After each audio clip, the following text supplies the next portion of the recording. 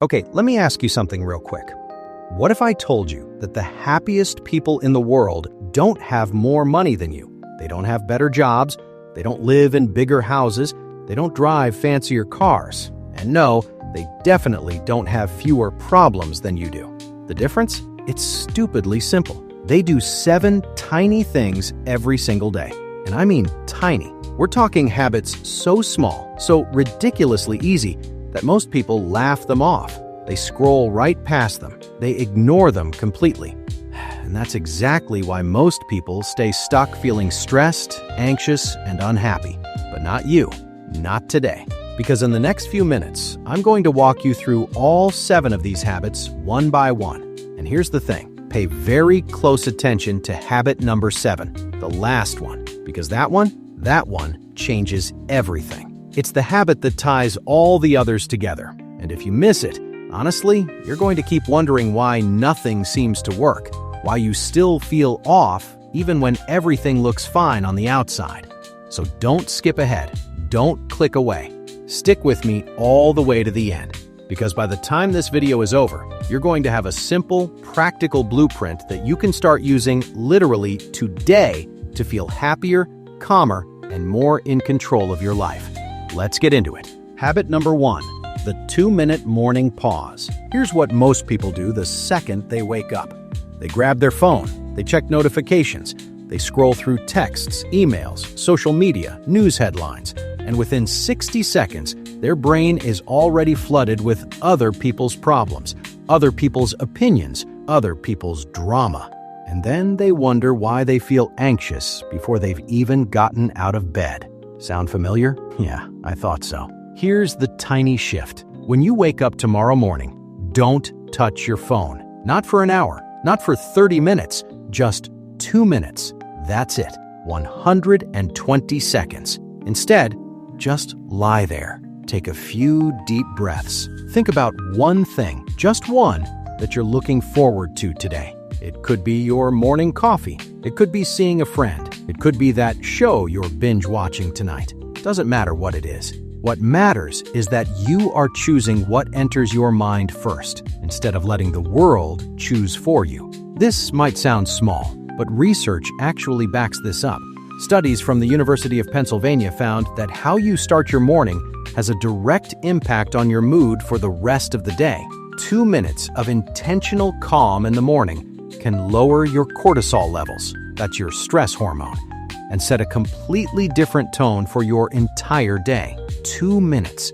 That's shorter than brushing your teeth, but the impact? Massive. All right, that's habit 1 locked in. Let's keep moving. Now, habit number 2 is one that nobody talks about. And honestly, when I first heard it, I didn't believe it would make a difference.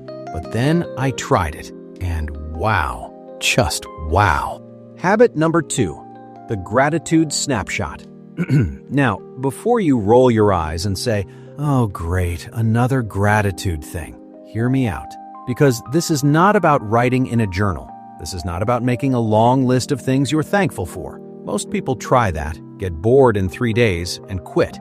This is different. Here's what you do.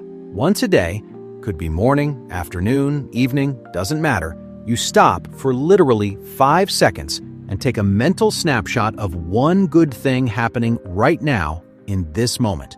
Maybe you're sipping a warm cup of coffee and it tastes incredible. Snapshot. Maybe you're sitting on your couch and your dog just curled up next to you. Snapshot. Maybe the sun is hitting your window in a way that makes everything look golden. Snapshot. You're not writing anything down. You're not analyzing it. You're just pausing, noticing, and letting yourself feel it for 5 seconds. Why does this work? Because your brain has something called a negativity bias. It's wired to look for problems, threats, and dangers. That's great if you're running from a lion. Not so great when you're trying to enjoy your Tuesday afternoon. The gratitude snapshot retrains your brain to notice the good stuff. And the more you do it, the more your brain starts scanning for positive things automatically. It's like upgrading your brain's operating system from what's wrong to what's good. Dr. Robert Emmons, one of the world's leading researchers on gratitude, found that people who practice small gratitude habits daily report 25% higher levels of happiness. 25%? From something that takes 5 seconds. 5 seconds. That's habit number 2. Let's move to number 3. All right, now this next habit might make some of you uncomfortable, and that's actually a good sign, because the things that make us uncomfortable are usually the things that change us the most. Habit number 3, the one-person compliment. Every single day, give one genuine compliment to one person. That's it. One person, one compliment.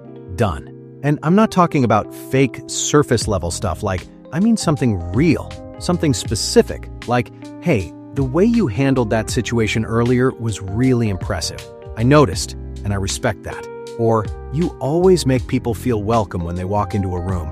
That's a rare quality. Or even something simple like telling a stranger, you have a really great energy about you. Here's why this works, and it's kind of beautiful. When you compliment someone genuinely, something happens in your brain. Your body releases oxytocin. That's the bonding hormone, the feel-good chemical. And here's the wild part. It doesn't just happen in their brain, it happens in yours too. You literally get a chemical happiness boost by making someone else feel good. It's like a 2-for-1 deal on happiness. You make their day better, and your brain rewards you for it. It's one of the few things in life where being generous actually makes you richer, emotionally richer. And there's something else. When you start looking for genuine things to compliment people about, you start seeing the good in others. And when you see the good in others, you start seeing the good in yourself. It shifts your whole perspective. One compliment, one person, every day. That's habit 3. Ready for number 4? This one's a game changer.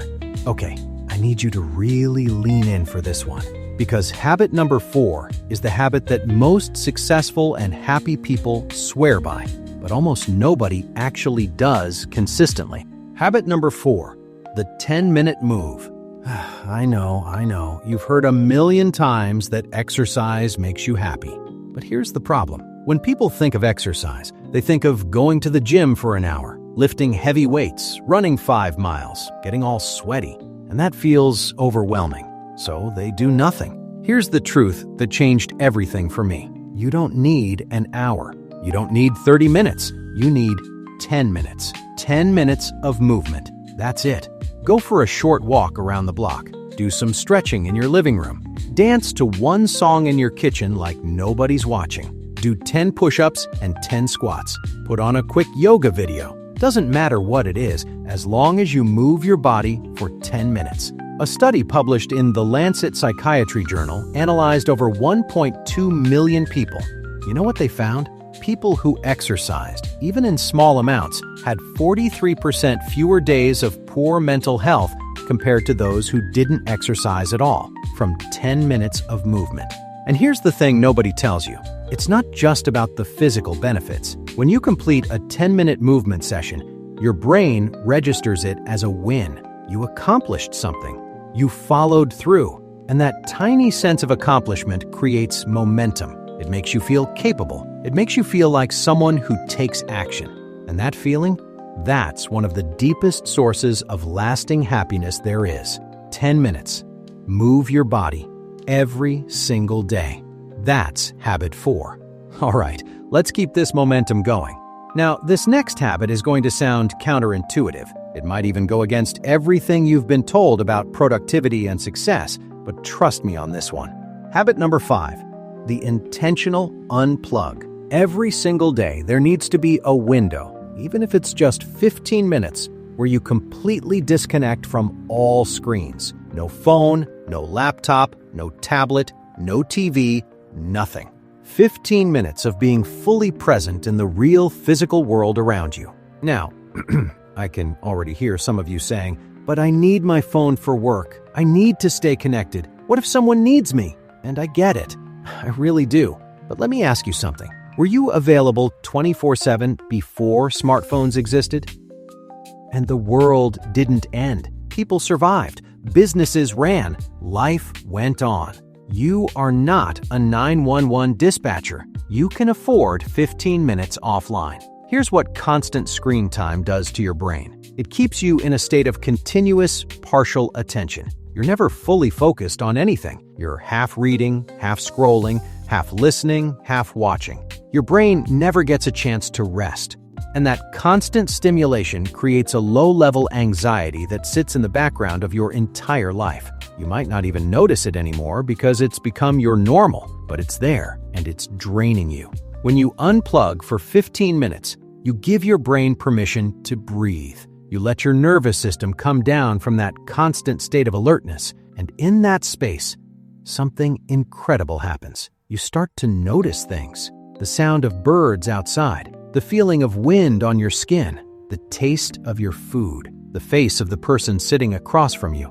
You start experiencing your life instead of just scrolling through it. 15 minutes, no screens, every day. That's habit 5. 2 more to go. Stay with me. Habit number 6 is one that took me years to learn. Years. And I wish someone had told me this when I was younger, because it would have saved me so much unnecessary stress and frustration. Habit number 6, the nightly brain dump. Here's what happens to most people at night. They lie down in bed, close their eyes, and their brain turns into a circus. Suddenly, every worry, every unfinished task, every awkward thing they said in 2014 comes flooding in. Their mind is racing, they're tossing and turning, and sleep becomes a battle instead of a rest. The nightly brain dump fixes this. Here's how it works. Before you go to bed, 5 minutes, that's all you need. Grab a piece of paper or open the Notes app on your phone and just dump everything out of your brain. Every thought,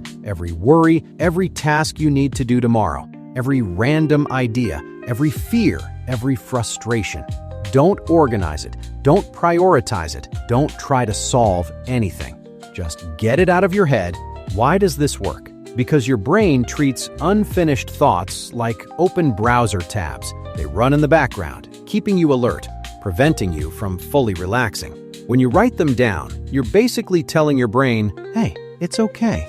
This is captured. You don't need to hold on to it anymore. You can let go.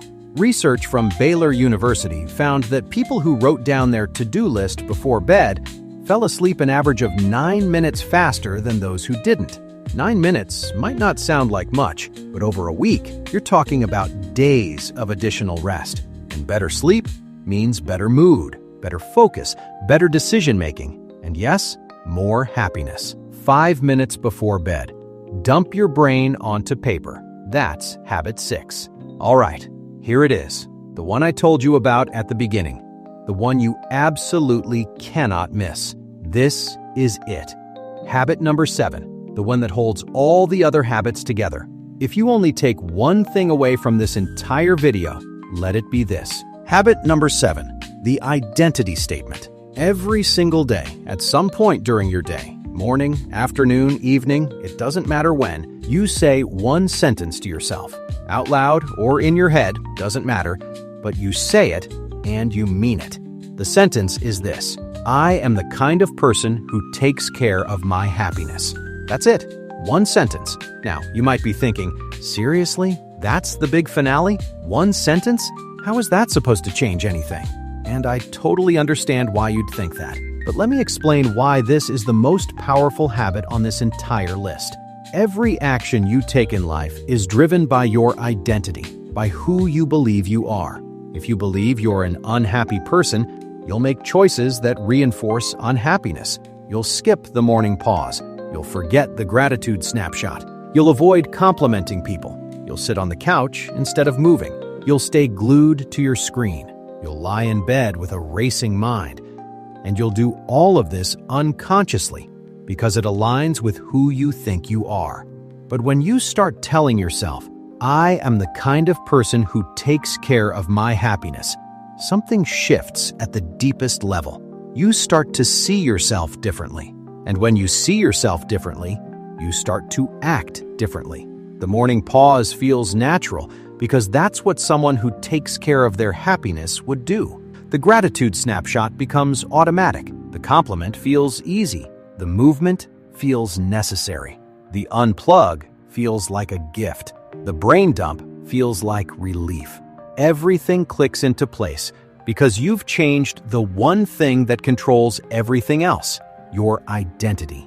James Clear, the author of Atomic Habits, one of the best-selling books on human behavior ever written, talks about this exact concept. He says the most effective way to change your habits is not to focus on goals or outcomes.